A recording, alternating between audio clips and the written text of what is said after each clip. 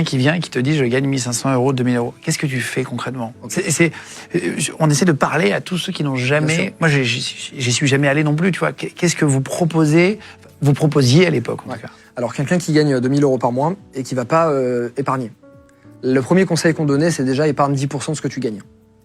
Il faut pouvoir le faire, déjà. Il faut pouvoir le faire. Il faut pouvoir le faire, effectivement. Mais ce que je me rendais compte, en fait, quand j'allais à des rendez-vous, c'est que tu as des personnes qui gagnaient 2 000 euros par mois et qui avaient un crédit voiture à 300. Ou qui avaient un loyer à 700, alors qu'il pouvait être un loyer à 500.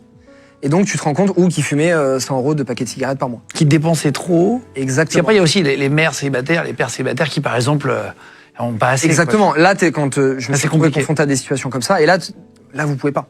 Là, vous pouvez pas parce que la vie a fait que malheureusement, vous pouvez pas.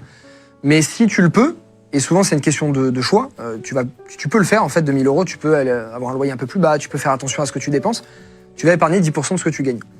Et tu vas commencer à penser court terme, moyen terme et long terme. Par exemple, court terme, pour te mettre en sécurité, il faut que tu aies entre 1 et 3 fois ton salaire de côté. Sur un livret A, c'est très bien.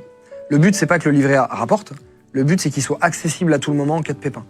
T'as ta voiture qui lâche, t'as ton frigo qui lâche, il faut que tu puisses avoir de l'argent disponible.